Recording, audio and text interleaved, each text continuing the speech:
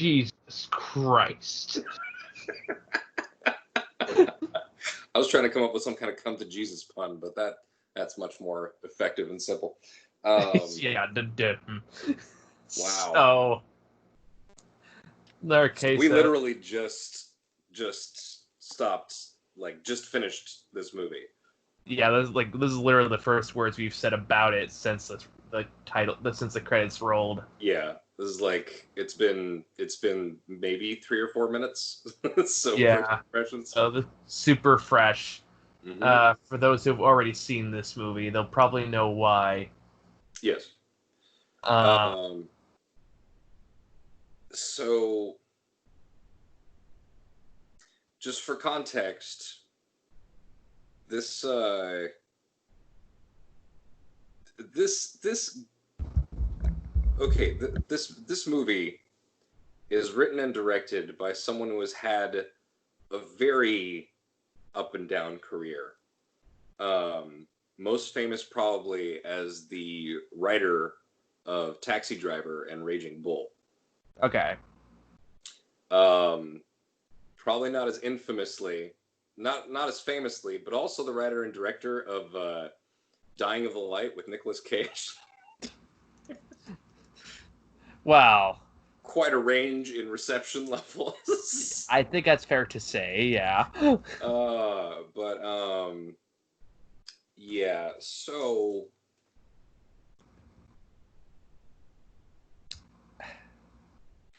Where do we start with this? I loved this movie.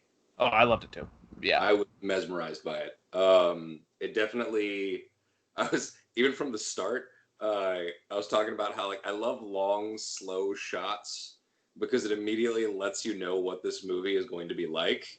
And if you're not into this kind of thing, then you can just tell exactly how it's going to be from the first couple of minutes and you can nope out right away. That's fine. This movie requires a lot of patience. Yes. It is a slow burn. It is a very slow burn. Yeah. There is definitely the sequence of events throughout the first half of the movie are seeming like they don't seem that connected. They just seem to be following this reverend around and seeing the stuff that he's doing, and like the really mundane stuff mixed with the really intense stuff that he has to deal with. And I still saw it connected in a way. In a way, but like the way that it comes together as the movie progresses, the way that you see it evolve and slowly culminate in an increasingly tense and unsettling mood until that final scene, which goes like the scene, like the final scene just takes a hard turn into like, oh my god territory. Like, yeah, it does. But it's the portrait of an unstable man barely holding it together as he starts to actually unravel. And it's really, really fascinating how they go about that. Acting is top notch. Oh yeah. I love the music. It's very, very, like, I know I said understated a couple times in the previous review, but it was understated. Yeah. It wasn't overbearing until the ending. I would say is when the movie was the only time really justifiably kind of reached crescendo, I guess. Yeah. And throughout the movie, as it gets darker, the way that the score matches it becomes increasingly unsettling to the point where I feel like the music belongs more in like a horror movie.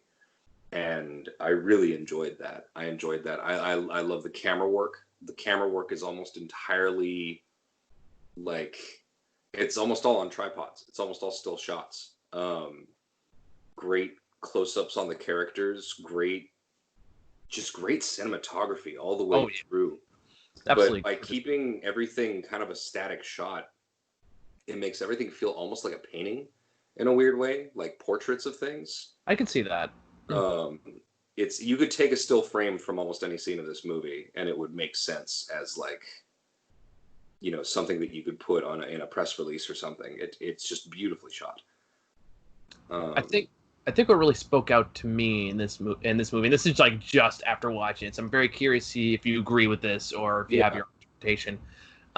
Is I thought it was very interesting how they framed what is his name, Pastor Tell or whatever, Reverend Tell, whatever. Toller. Was that Reverend Toller? Reverend Toller. Okay, I was close. Toller.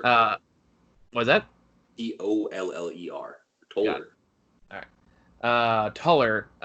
They kind of deliberately kind of position him as a very old-fashioned religious figure in a very modern world, and I've kind of noticed the more that he kind of delved into this, trying to go as vague as possible, going to spoilers.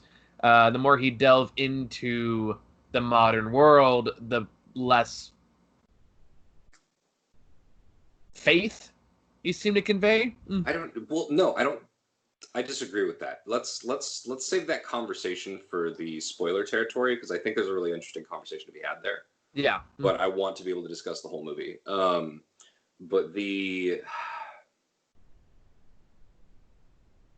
way that this uses very simple scenes to convey the connections between the characters and their motivations and how they feel about certain things, it's very effective at doing that. It's really interesting.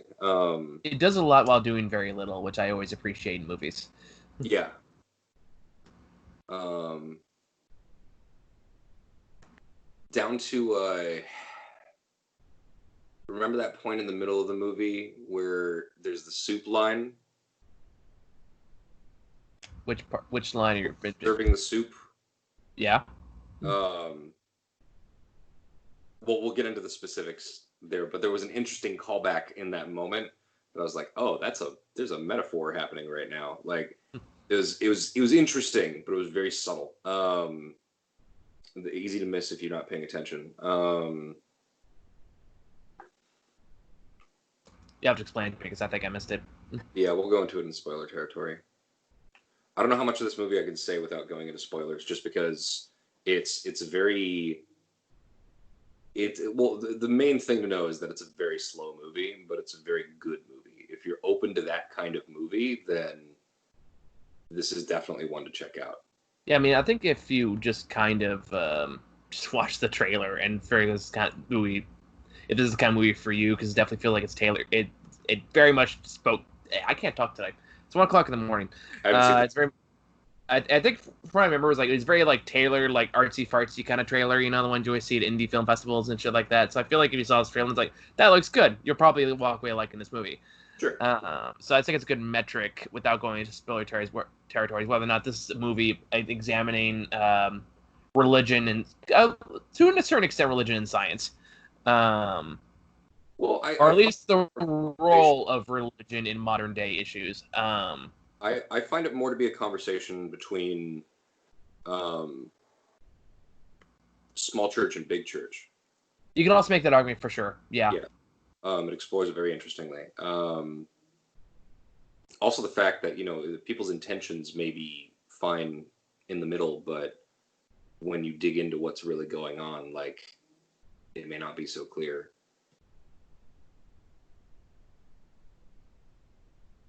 Yeah, do you want to get into spoilers now? Because I can't really think of anything else to say that doesn't just reference. Let's just bottom line. This is a fucking great movie. You should go watch it. Experience.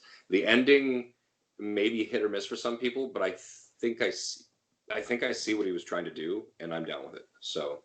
Yeah, I'm not gonna lie. The first thing I did when the movie was over is I googled what did the ending mean. And I kind of read the director's thoughts on it. It's like, oh, okay, I can see where he's going for. The director's words were, I don't know either. Really? Yeah. All right, cool. Well, let's enter spoiler territory then. Yeah. 3, 2, 1, woo. All right, let's have a proper discussion. Ooh. Yeah, let's dig into this because there's a lot of fascinating conversations to be had about this. So like I said, I personally kind of saw it as, at least in some part, not entirely, as a discussion on old-fashioned religion in a more modern society, and whether or not it really has a place there, um, and if so, what that place is and will be allowed by the system that's already been established. Or at least that's a lot of what I feel, and that kind of goes in what you're talking about with big church versus small church too. Yeah. And Well, what are you doing? I'm I'm bringing up my PlayStation so I can just have a plain background that won't turn off. And also upping the brightness so I can actually get some front lighting. But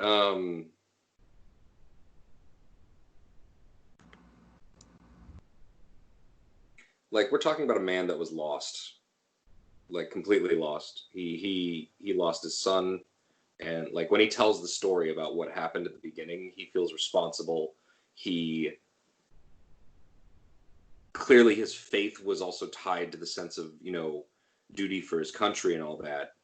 And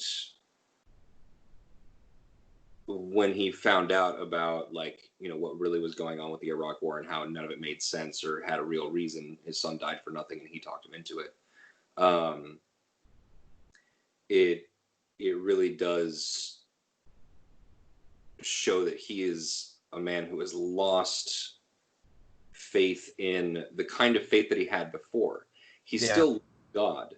He's still very much cloth, but when it comes down to, you know, like what that means, there's not really a place for him to understand or explore that in a new context, right? Mm-hmm. So when he has this conversation with this guy, he recalls it being like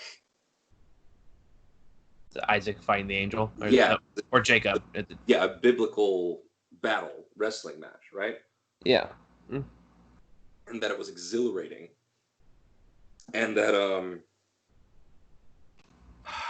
he hasn't had that kind of intellectual exercise about his faith in a long time, and he's clearly deeply depressed and looking for meaning. He's, you know, it's like when I don't even remember what that other the pastor of the big church, the guy who runs it, Cedric the Entertainer, when he talks to him later and he just calls him out and he says, you are preaching at a tourist church with barely any attendance. And any time you see him holding a sermon, there's like 6 people there, maybe. Yeah. And it really does push the fact that he's just doing this because it's what he knows. And even when someone initially tries to come to him for help, he tries to refer them to the Abundant Life Church because he feels like he doesn't have that much to offer. There's so many signs in there about the fact that he's just doing this to exist until he dies. He doesn't care that he's pissing blood. He doesn't care, like, he goes to the doctor and finds out about all of it, and he's just like, I'm going to die. He doesn't care. He's given up completely. But there's also a continuous conversation throughout whether or not it's even possible to be optimistically religion in the modern world. That is a continuous conversation that happens, and that's what goes into one of the larger themes of the film, which is pollution and how in charge we are of God's creation and how royally we have fucked it up, and will God will ever forgive us for that. So that's also a big crisis of faith. Yes, and whether or not faith in its most traditional terms can even work in today's society without going into conservative values, which is brought up in the group therapy scene. That's the interesting thing there. That's like, I agree with that. I believe that, like, I'm not a Christian man or anything. I grew up in a Christian household. I went to church till I think I was about 16. I haven't gone since. But to me, if I were to believe in Christianity or any kind of real religious movement, it would be, I would have that perspective that it doesn't make sense that we are to plunder and purge everything from the earth until it's gone. You know, like, we are here to, like, I remember one person talking about, like, what was it? what if Eden is here on Earth? What if the Garden of Eden is Earth and the vast desolation of space? We have been given this beautiful place and we are here to tend to it, and we are failing terribly. And I find that fascinating. I don't think that us ignoring mass extinctions, like the number of species that have gone extinct over the past couple of decades, is staggering. It's really horrifying to look at and read. And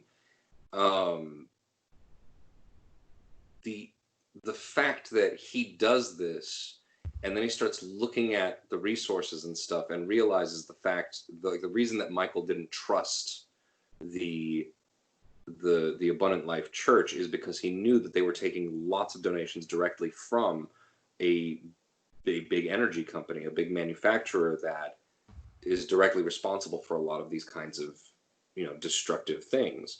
And that is really the idea that money has corrupted religion is a very, very potent conversation to have. Like, absolutely. And like you were talking about when he said, like, when that one kid speaks up in the group session, I hate people like that. And clearly you're supposed to, but it's the fact that, like, you say one thing and they turn it into the most twisted other version of it. And the whole idea of the prosperity gospel, which is fact born from white supremacy, like, flat out. If you look at where it came from and why it persisted and who preached it and why, it was literally to justify the after effects of slavery and talk about, like, well, Black people are poor because they're just not good enough people and they're not religious enough. So if they were, then clearly God would give them better things in life. So they're just like that because God made them that way and they have to be better. And that's absolutely where that came from. And I completely believe that. And it's absolutely nuts that it's turned into what it has now. And, like, we're talking about things where, religion has strayed from the core tenets, talking about things like, what would Jesus do? Absolutely, like, not in a cliche term, like, really, what does it mean to be more Christ-like? And to follow those ideals. And as Toller says at one point, he says, I don't think that it means that we're supposed to sin so we can be forgiven, or, like, to just take and take. And it's such a fascinating thing to put at the center of this movie and watch this man clearly descend into oblivion because of it. Because he's not wrong, but he's definitely not healthy enough to process it in the right way. No. As we see. Well, because, like, that's what I was bringing up about before about kind of being old-fashioned. You can make the argument that losing his faith meant he stripped away a lot of the earthly pleasures he was accustomed to up to that point to live a more simplistic lifestyle. But the more he indulges in earthly pleasures, as he calls them at one point, or simple pleasures, as he refers to when he's talking about eating sushi, is the fact the more he delves into that, the more, like, that's almost like the guideline to how much his psyche is breaking throughout the film. Because even in the beginning of the book, he writes in a journal and he works off candlelight. And then as time goes on, he... Was that? I didn't notice that. That's cool. Yeah, like, he wrote off candlelight, and as the movie goes on, he implements more and more technology. And the more and more he uses technology, the more cynical he becomes. Like, because I don't even think I saw him use electricity for a good chunk of the first act of the movie. At least not in his private residence. Like, look back and watch it, because I was very fascinated by this. I didn't even notice that. That's really cool. So, like, because, for example, like the big turning point is when he starts using the laptop. Because at that point, that's like right after he like tells off the girl in the church, and that's also the first scene I think at home where you see his collar's off, and he's looking up environmental stuff. And he starts looking at like environmental stuff on the laptop. It's the first time he's actually used like a piece of technology in his own home. Up to then, his car is dirty because he doesn't use it very much. His phone is like from like the early 2000s, like a flip phone. Yeah, yeah. It's an old flip phone. He's deliberately avoiding earthly pleasures, and the more he does so, the more faith he has lost in humanity. Not in God, but in humanity. Which is what leads us to through his vision towards the end, where it's like, will God forgive us because we're so far beyond redemption? Well, but then could you also make the argument that because it's not a foreign idea for people to use religion and interpret it in whatever way furthers whatever their current frame of thinking is. Mm-hmm. Like a lot of people can use it to grow and learn and become better, but for the most part, a lot of people, you view it through your own lens. Yeah. And even if you're trying to use it to learn and grow, there's definitely a large part of it where he's just using it to detach. Oh, absolutely. Yeah, I completely agree. So taking a Luddite approach and just, writing by candlelight and stuff, that's one thing. But in terms of technology coming into his life, I don't know if that's the corrupting force so much as what's helping him re-engage. Okay, let me clarify that, because I'm not saying it is the corrupting force. I'm not saying like there's a causational connection. Yeah. I'm just saying it's more of a symbolic one. Okay. Like, I'm not saying like technology made him evil so much as like you're saying, he is disconnected. He deliberately disconnected himself. Yeah. And the more he's reconnecting with it by associating more with basic pleasures, yeah, the more he goes back into his old cynical viewpoint. Well, it's also just the fact that, people like that, when they disengage, they are basically trying to feel less. And his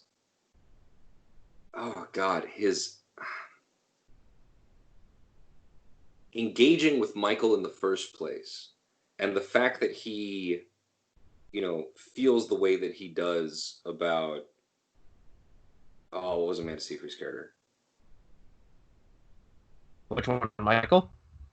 No, Michael's wife. What was her name in the movie? Oh, does it start with an M? Oh, fuck. Mary. Okay, yeah. Michael, which, again, that right there is right for symbolism. But two Christian names. Yep. Yeah. Pregnant. Going back to the classic Christian mythology. Rebirth of his faith. What about Michael? Well, like Michael, the angel, told by God, impregnates the Virgin Mary, who is an angelic figure in the priest's life, who ends up possibly saving him at the end, depending on your interpretation. Huh. See, I don't know enough about Christianity to understand the symbolism that much. But you're saying that what was Michael's role in the original Bible story? I think I could be wrong. I think Michael was the. You of all people should know this. I haven't read the Bible in like over a decade, man. I know. Out of all stories, I would want to know the one that was my name came from. I want to say, like, and I could be absolutely 100% wrong on this. I think Michael was the angel that told Joseph that his wife was going to be pregnant with Jesus. I'm going to fact check that before somebody gets to Michael the Archangel. Wow. That's a lot of different pronunciations. 3 times in the book of Daniel, Michael was the advocate of the Jews. The idea that Michael was the advocate of the Jews became so prevalent that, in spite of the rabbinical prohibition against appealing to angels as intermediaries between God and his people, Michael came to occupy a certain place in the Jewish liturgy. In the New Testament, Michael leads God's armies against Satan's forces in the book of Revelation. Okay, so I was wrong. They just say a angel. It doesn't say anything about which one. Where during the war in heaven, he defeats Satan.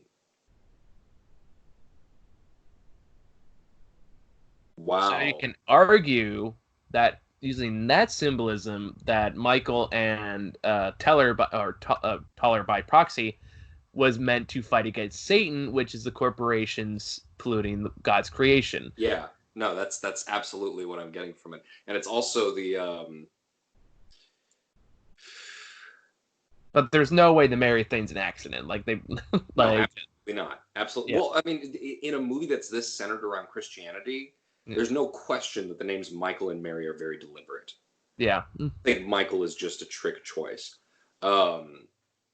Especially when you see the vest and you're like, oh, this guy was, essentially going to war on a certain level. If you want to talk about defeating Satan, him trying to sacrifice himself to defeat, a corporation or something, that makes sense. Yeah. Oh, man. And just when he finds the body. Which, of course, is what brings us to the ending, when he is planning, much like Michael before him, to sacrifice himself to stop the Satan. Now, what happens here is up for interpretation. Again, even the director has said, you like, I'm not putting a definitive ending on the Satan. Make it what you will. I wouldn't expect him to. With something that's that artistic, I feel like it's pretty obvious to me, but at the same time, I feel like that's why he left it so open to interpretation, which is to let viewers fill it in depending on what works for them. And yeah, I can. There was a part in my head that, like, right leading up to the ending, like the last few seconds, in my head I was like, oh, fuck, they're going to end it here, aren't they? Like, this is going to be the credits roll moment. And it was, and I was like, I'm not mad. Yeah, I kind of had the same thought, too. About this, I don't think so, because I think it's pretty straightforward. Well, like I said... Oh, sorry, go ahead. The way that... I feel like the way that his son is positioned in the movie, he is not just, his failure as a parent, but it symbolizes, like, when he fucking goes at his wife or his ex-wife and, like, says that harsh shit. Like, I remember we both just looked at each other like, fuck. Yeah. But when he says that he despises her and that she's a reminder of everything that, like, he wants to get away from, that's more than, his son's death. And it's the fact that the previous form of his faith in his country, that older form of nationalistic Christianity, not only failed him and led him to convince his son to go and die in a meaningless war, and not just the fact that his ex-wife reminds him of that failure, but it's that his ex-wife reminds him of that entire kind of Christianity. The fact that, it's the, like, the corporate Christianity and that old big conservative, like, hive mind Christianity. Yeah. And she reminds him of all of that, no matter... And the fact that she is so loving and concerned, like, genuinely so, while at the same time being representative of all of that stuff.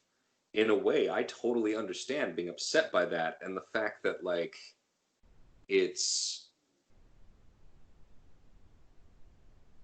like, you get pulled in by the caring nature of the people who really mean the best for you, but they're just being used by this larger machine to justify what they are. Much in the same way, like, when he takes a tour of the factory, and the main thing they're talking about when he walks in is about how they're so concerned about the environment, and they've taken so many environmental protections, and he knows for a fact that's not true because of the other stuff that he's researched and seen. So there's a parallel there. I love that parallel. It's so interesting. It's almost like definitely like feeling like the most well-intentioned people still getting lost in the throes of the machine. Absolutely, and inadvertently helping to defend and justify and whitewash those crimes. And like, again, that goes. But like, I read interpretation the director put out there. I thought it was very interesting in regards to the ending itself, which is saying, like, on one hand, you can definitely interpret it the more basic way that Mary came in the last minute and saved him and all that stuff, for, like, being the angel in his life. Or the other interpretation you can go with is he did drink the Drano, and, like, this is a woman when God came to him and actually spoke to him for the first time and said, "You want to know what heaven looks like? Here it is. It's a kiss," and then you die. I mean, that's really cynical. and that assumes something we did not see. True. What I But it found would be like the there was a communication moment. wanting. There was a moment where I thought, like, is it just gonna cut back to him fucking like having a seizure on the ground and foaming at the mouth? Like, Apparently that was the original ending. really? Or something like that. That's what they were originally going to go with. And somebody else was like, I thought you were going to go for this kind of ending. It's like, oh, fuck, that's way better. And they went with that. No, but the fact that, like, he is in there planning on doing this shit, and then she arrives and he realizes that he can't do it with her there. He can't hurt her. So he basically decides to go with, like, a fucking medieval style. Like, I have sinned, take me now.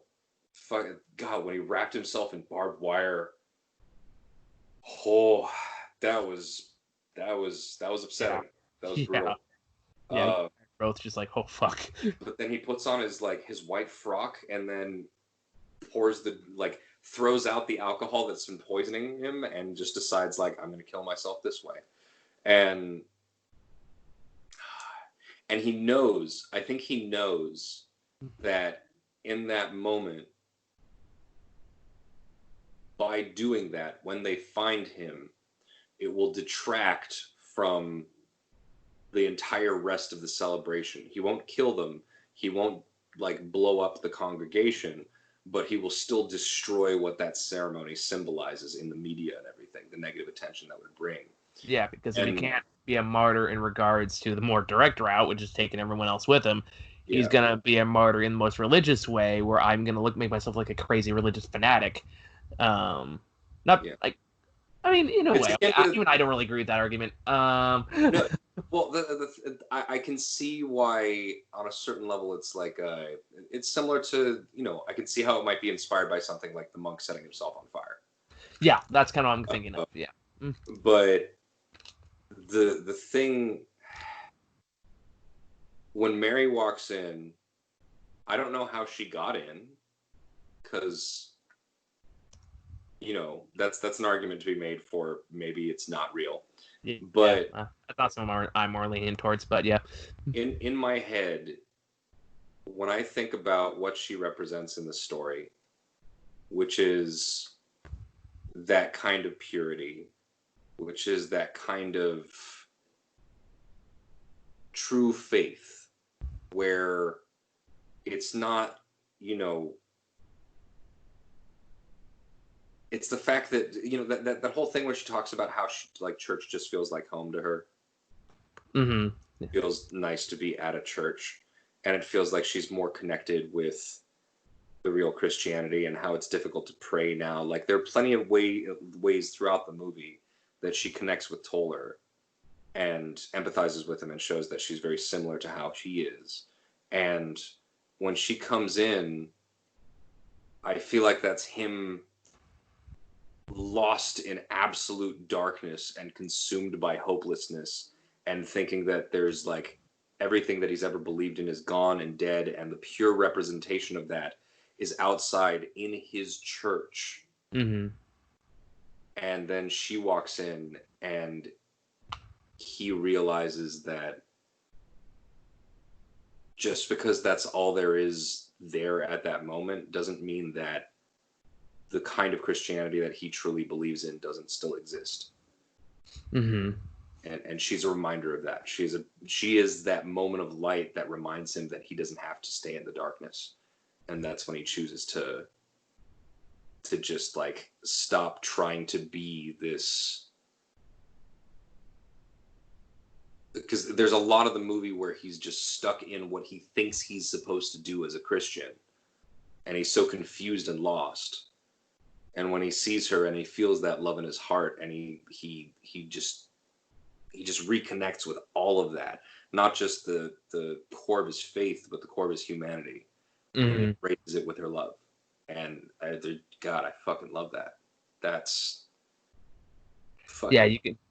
Like, I love. Yeah, that. You can definitely make very opposing, strong arguments one way or the other, and how this movie actually ends. Yeah. I'm gonna go with that because that makes me happy, and it makes me happy about the overall message of the film. because it is literally the difference between hope and light in the dark versus absolute oblivion. And I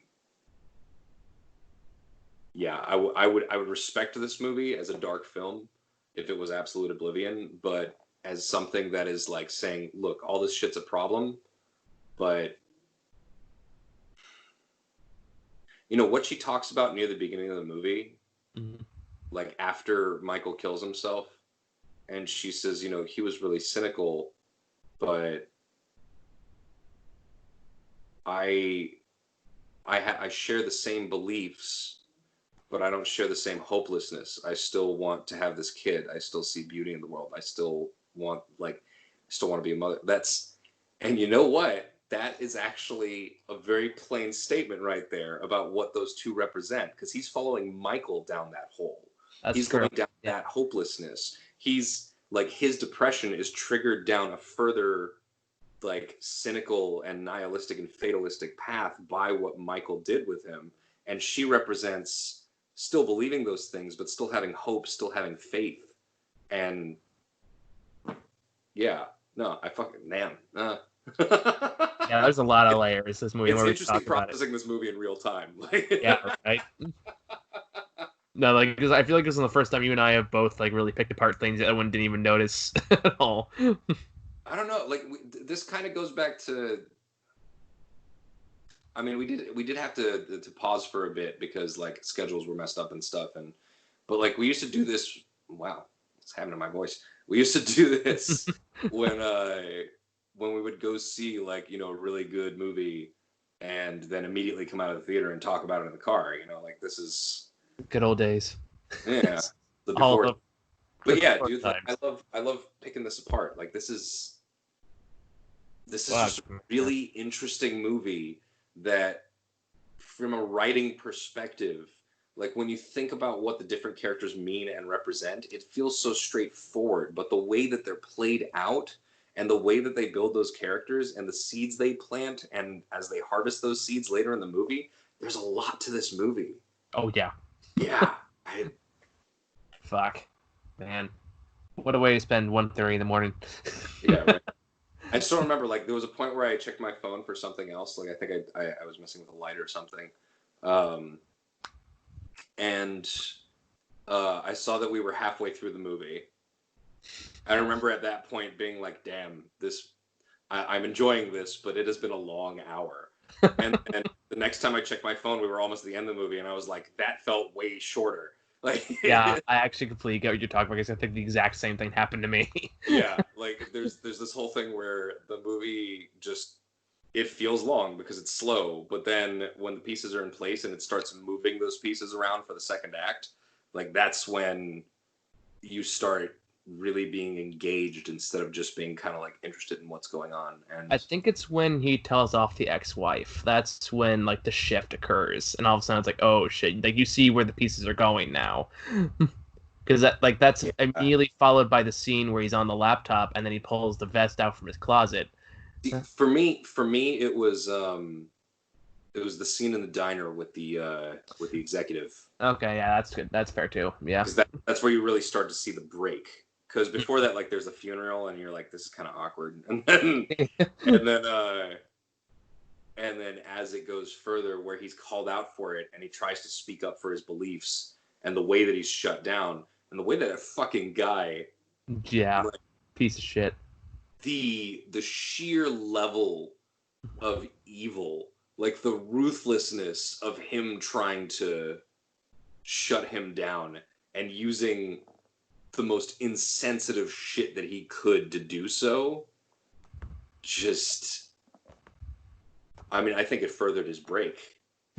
Yeah, no, for sure. But yeah, wow, what a fucking movie, dude. Man, top tier, dude. That was great. That was great. Yeah, this is one that I feel like it's only gonna get better in my head the more I think about it. Yeah. No, this is I mean, it came out in 2018, I think. Yeah, 2017 and 2018. It says 2018 on Amazon, so I'm going with that. Yeah. Not those indie movies that I've been sitting on for a while, and I'm like, hey, let's watch it. But yeah, no, that was tip top, that would have definitely made best of for that year. Oh, for sure, without a doubt. So I don't even know how it's gonna look like this year. Come to Daddy's gonna be up there. Mark my words. At this point, it might. Anyway, no, that came out last year. We can't do that. Okay, no, that came out this year. No, Come to Daddy came out, I thought, last year, like 2019. No, we had this discussion, but an external came out like it was either like one of those things that had like limited release and came full, and this one or something like that. Either way, it came out. It kind of fit that ballpark, like that gray area where I'm willing to kind of for this. All right. So fuck it. Yeah. But yeah, all right. I don't know how much else I have to say about this movie right now. Neither do I. Yep. I will say, I don't know if it's gonna match the inevitable mastery that is Velocipaster. I mean, we should have a double feature and see exactly how that the religious messaging in both movies matches up. It's like when the Velociraptor ate the cleric. I really felt in tune with God's message about hope in a dying world. I also felt like it was a very stark, like, I feel like the whole reason God did that was basically to give a fuck you to all of the people who were taking the Bible a little too literally and just denying the existence of these creatures.